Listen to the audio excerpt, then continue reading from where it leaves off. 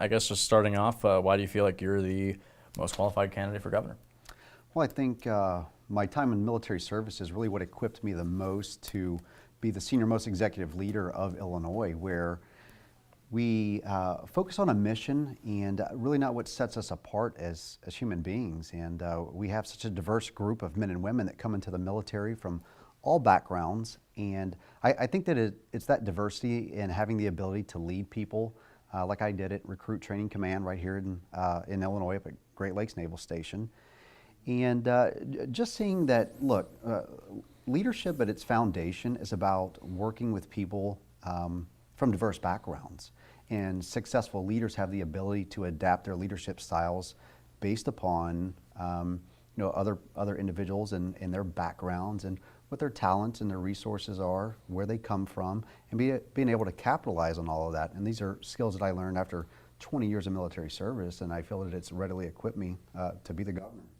Now, when you talk about your 20 years of military service and its relation to the office of governor, I mean, what did you actually do during your time as military, and how do you feel like that best serves you to become the next governor of the state? Well, I had a very diverse background. I did a lot of different things, actually. I was a machinist mate on board submarines, and so I was entrusted with national security, very thoroughly vetted by the United States as being somebody who's trustworthy. And to this day, I continue to maintain national secrets, as I should. And so I think that that's one important aspect, that I've been deemed to be trustworthy and was privileged enough to handle very classified information with a top secret clearance. And I think that that's one aspect that gives voters, the warm fuzzy of, hey, we can trust this guy in what he says. Secondly is the dedication required to that job. You don't get paid a lot and you deploy substantially. I spent probably, right about 6 years of my life under the ocean. So that's not including 100-hour work weeks as a recruit division commander up at Great Lakes. And so I'm very dedicated to my job and serving people, and that's always something that I've had a heart for is servitude and helping others. And I found that home in the military, but once that career was over, well, I wanted to look elsewhere. And before we get into the specific policy issues, what is the one thing that you would be able to do as governor that no other candidate would be able to do? Well, I think having the ability to work across party lines, not being a Republican or a Democrat. Being Libertarian, we're what we consider to be socially compassionate and fiscally responsible. And so where that benefits the state is not having that hyper-partisanship in the executive office and having somebody that can reach across both sides of the aisle and find common ground. And I think that that's something that we've really been lacking not only in the governor's office, but just in the General Assembly. And I think that having a Libertarian there is going to give us a unique position that we've never enjoyed before, where, again, I work with legislators like Representative LaShawn Ford out of Chicago on shared parenting legislation. I was recently endorsed by Alan Skillicorn, a sitting House Republican right now. And I was recently endorsed by Black Lives Matter of Lake County. And so where else do you see that, where you have a candidate running that's finding endorsement and support from two totally opposite sides of the spectrum? Now, this maybe a relatively easy question, but you talk about being the third party option. What makes you different than Sam McCann?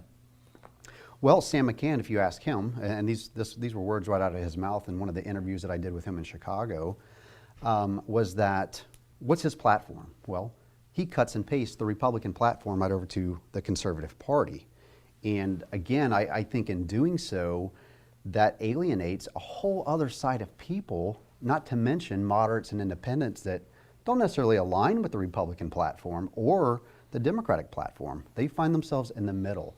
And I think that that's where the majority of us are at. We're just pragmatic. We're okay with government. We don't mind, but we want it smaller. We want limited government. And we also want to be able to live our lives the way that we want to, not how a particular party wants to dictate to the rest of society. And I think, again, that is one of the largest things that sets me apart from all of the other candidates. and it's something that we've never truly enjoyed. Now, in regards to that, the whole, McCann essentially aligning himself with conservative Republicans. I don't know if you saw the new ad he put out today. I just saw it pop up on CapFacts not too long ago, but it's essentially what you're talking about as far as him trying to align himself with President Trump and that base of voters. Now, if you were to be elected governor, obviously you would have to work with President Trump for at least 2 years, possibly longer than that. How do you feel you would be able to actually do such a thing? Well, I would really attribute it back to my military service, in that, look, I served under several different presidents, and we don't focus on political differences. We focus on mission. And what's the mission? The mission is progressing our state as well as our nation forward in a positive way. And whatever way I can do that to work with whoever that president might be, I mean, it could be Bernie Sanders, Hillary Clinton, Donald Trump. I'm indifferent on who's sitting in the office. It's my job to put aside my personal differences that I may have with them and hold them to the letter of the United States Constitution, that whatever they're doing, it should be constitutional, number one. And where they kind of overstep, and let's just say there's, they speak out about a particular issue, you can throw anything out there, and I don't necessarily agree, I have my voice to voice my disagreement. But that doesn't mean I won't continue to work alongside to do what's best for the state of Illinois, as well as this country. Now, as far as the actual issues in Illinois, obviously running as a Libertarian, what do you feel like is the biggest issue facing Illinois? Well, it's really both tied into one another. Property taxes and unfunded pensions, I believe, are the two largest issues that really you could say are just one issue in being fiscally related. And what's driving people out of the state, are the net loss that we're having in population, I believe is primarily due to high property taxes. And that's just through the conversations that I'm having with people all across this state and their inability to afford just the continued raising of taxes and being taxed out of their home. I live up in Lake County. We have, I believe, the last time that I had looked, we were the 17th highest in the nation. And I think the best solution to that, and the most moral solution to that, is to cap property taxes. I would like to see it done at 1% of the purchase price of the home. So if you purchase a home for $200,000, then for the life of that home, you'll never pay more than $2,000 in property tax, unless by a 2/3 voter referendum, the citizens agree to raise property taxes. And I believe that that's a method to restore trust to the people, where right now they don't trust their local legislators. They know that they have been doling out additional benefits, pension perks, salary perks, whatever, and they don't trust, in many communities, their local officials. And so I want to help them to rein that in. And I think that a 2/3 voter referendum statewide, where let's just say in Carbondale, if they wanted to raise property taxes, well then in that taxing district, they need to get 2/3 voter approval, 66%. I think that that's fair. And I think that that's a way to begin to restore trust back to our local officials while holding them accountable. And you talk about a 1% cap. I was reading some other stuff, talks about a 5% property tax freeze. Is that at all? Not a 5%, it was a 5-year. Or 5 years, sorry. Yeah. I misread my notes on 5-year that property tax free. So my policy team and I have been kind of hashing that one out back and forth. Which one is the best one to go through? And as I've traveled the state more, and the 5-year property tax freeze was something that I advocated very early on and kind of stuck next to. But the more I traveled and the more I talked with people, the less that they weren't so much concerned with the 5-year property tax freeze as they were a much longer term of, look, I want to remain here, I want my roots to stay here, and 5 years really didn't give them enough comfort. So I kind of went back to the drawing board with the policy team and said, hey, let's take a harder look at this, because people, they think that that's a good, first step, but they're not comfortable staying here long term, and they're looking for long-term planning, of course. And that 1% property tax has been much more palatable and receptive to the voters that I've spoken with. Are you concerned at all that placing such a cap on property taxes could hinder districts like school boards, the largest driver of property taxes for the most part, and other local governments, that it could create possible financial emergencies in their cases if they're not able to actually go to the voters and get property tax increases that they might need? Well, I believe that it's definitely going to force some very difficult conversations that aren't being had right now. And I believe that that's something that we need to do. Look, we've got over 860 school districts statewide. And I believe that with a consolidation of administration, I'm not talking brick and mortar here, because I know this is really important, especially to more rural communities where they have significant distances that they must bus their children already. So what I'm talking about is the administrative overhead. And if we take a look at states like Florida that have far more population, yet they have far fewer school districts. Now, how is it that a state that has a much larger population than us can serve more people with less government? They're saving their taxpayers a lot of money by doing so. That additional administration, the 6-figure salary, 7-figure pensions, premium healthcare benefits, all of that adds up. And I would rather see those resources going to hire additional teachers and or fund better or expand programs for students. Got to try to rifle through a few of these other issues. Now, you'd also talked about pensions being an issue. It's kind of intertwined with property taxes, but how do you, I mean, obviously it's a 9-figure pension deficit at this point. How do you deal with that? It's a mountain, and it's going to have to be transitional. We're going to have to do it in increments. And I think the best step that the General Assembly could take right now, and it's something that I believe was done about a year ago, and that's to open up the same system that the state university employees have had in the state university retirement system. They've had it for over 20 years. They have the ability to opt in, not be mandated, but opt into a 401k style system. And I think that that might be very attractive to more tier 2 employees.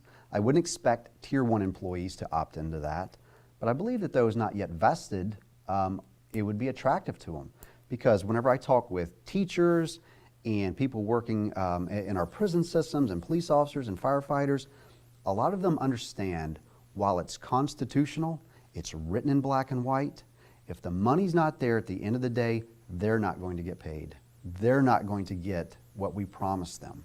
And we need to honor, number one, our constitutional obligation to all current and previous employees, but we must also change course. And if the Department of Defense, the federal government, is already moving to blended style systems and away from defined benefit plans, we're behind the federal government. That's a problem. If the federal government is doing things more rapidly than what we are as a state, we're behind the power curve, and it's time that we transition to a 403B or 401k style system. How do you get that plan past Mike Madigan? I think the best way to do that is to flip at least 9, 10 or more seats in the House. That's how we're going to have to do that. Look, we've got over 40% of seats going unopposed from election cycle to election cycle.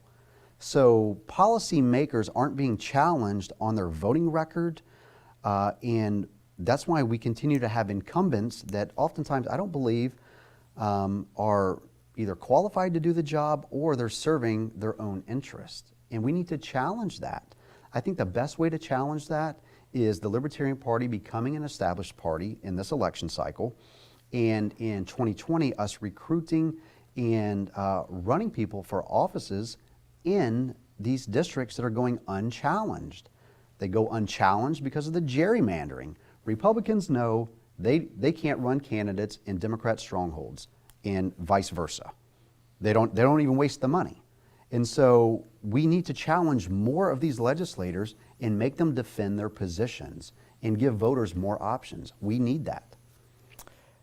How do you do that with the resources that the Libertarian Party currently has? Because I mean, what you're talking about is pretty much what Bruce Rauner's already trying to do with Republicans, and hasn't exactly worked. I mean, it's gotten the Democrats' supermajority kind of, you know, out of the water, but that doesn't necessarily mean that they still don't have a stronghold. Certainly, and they still do have a stronghold. I would completely agree with that.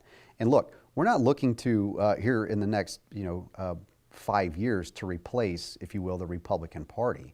What we're looking to do is to give voters more options for fiscally minded people. That is the greatest issue that the entire state shares, is not having people that are fiscally responsible. Conservative is a terrible word to use because a lot of Republicans are anything but fiscally conservative. Libertarians are fiscally responsible, and with the same ballot access as Republicans or Democrats, we can at least challenge in these districts and force Democrats to defend more positions. One issue that I definitely wanted to bring up before we get out, parents' rights has been obviously a thing that's come up a lot with your campaign. Why do you feel like that's a worthwhile cause? Well, can I flip a question, back to you? Do you think that I don't know if you have any children or not, but let's just say any parent out there, do you believe that a parent should be stripped of their time with their children simply because they go through a custody proceeding, if they've never been found to be unfit? That's what the Supreme Court had decided in Troxel versus Granville, is that there is a presumption that as a fit parent that you will make the best decisions for your child. And what's happening is the state is making decisions for our children when it should be the parents. Family rights is a huge issue that is going undiscussed, and it's contributing to the 20 million American children growing up absent a biological parent. It's contributing significantly. And I'll tell you this, I have not went to one location in this state and didn't have people come out simply because of where I stand on reforming family law. It is a very important issue. Nobody else is talking about it. And I think in large part, it's due to the significant amount of finances that flows from the Illinois Bar Association to legislators' campaigns. That's a significant problem. And look, that is a special interest group protecting its members and not protecting our children. We need to have a rebuttable presumption of 50-50 shared parenting, equal shared parenting. That should be the starting point. Judges would still enjoy the 17 criteria they utilize right now. That wouldn't go away in making custody determinations. And we need to completely reform our child support laws. They're archaic, and the way that they treat people, they actually treat good parents as though they're criminals. And that's something I want to see ended. How do you respond to voters that might have reservations about you because of some of the stuff that's come out in regards to your own case with your ex-wife, some of the allegations of spousal abuse and delinquent child support? How do you address those concerns with voters? Well, they're legitimate concerns, and it's really what drove me into running for office. I mean, if I could have 20 years in the military, hold a top secret clearance, be a reserve sheriff's deputy in the very county where I've gotten mistreated, and that can happen to somebody like myself, then what does it do to the average person who doesn't have the same background that I have? And that's something that we have to question. We saw this in the Brett Kavanaugh proceedings, where accusations were made, no proof was ever rendered, and yet he was basically being adjudicated by the public. And I've experienced something similar. While not to the high profile of what his has been, mine has been very similar. And I understand that. And they should have questions, but I want them to answer. I want those questions to be answered. The allegations made against me, number one, were false. I was never charged with any crimes at all, much less convicted of anything, which is why I challenged our state's attorney on these practices that I believe they're unconstitutional because they strip people of multiple rights. When these allegations are made and an order of protection is issued, they immediately strip you of your Second Amendment right. It, in effect, takes an immediate seizure of your home and your family, where you have no contact with your family, you can't go to your home, and you can't possess firearms. Yet, no due process was ever rendered, but it's done instantaneously. And I believe that it's due to the federal incentives that the state receives, that they'll continue these policies and practices until we challenge and change that. Regarding the child support, I have always supported my children. I've paid over $100,000 in child support. Now, would a deadbeat parent pay over $100,000 in child support and an additional $50,000 in court costs, fighting for more time, fighting to be in the lives of their children? No, they wouldn't. And oftentimes, sadly, people don't have the same resources that I had, and they're treated even worse. And they're cycled in and out of our jail system when all they want to do is just be a mom or a dad. And I want them to have that ability. You shouldn't have to fight as hard as what I've had to and other parents have had to just to be a parent. We got to get the court system out of the way and the adversarial system that it is currently. And in doing so, I believe we're really going to protect our families. We're going to protect our children and not the Illinois Bar Association. It's kind of a tough pivot, but kind of wrapping things up, how do you feel? What's your best pitch to the state of to the voters of the state of Illinois for why you should be governor? Number one, you owe Republicans and Democrats nothing. They have not served you, and they have not served the state to the capacity that they've promised. So you owe them nothing. I have earned every single vote that I'm getting. I don't expect somebody's vote simply because I've got an R or a D or an L next to my name. It doesn't work like that. We have to stop voting against people and begin voting for people that we believe in them, we believe in their policies and what they stand for. And when we do that, we're going to see politics take a dramatic shift. And if you really want to hold Democrats and Republicans accountable, then do so with your vote. That is your voice. And if you vote for me in this election cycle, voters will send a very strong message to those two parties that they need to change their ways. And that's something that we can all benefit from.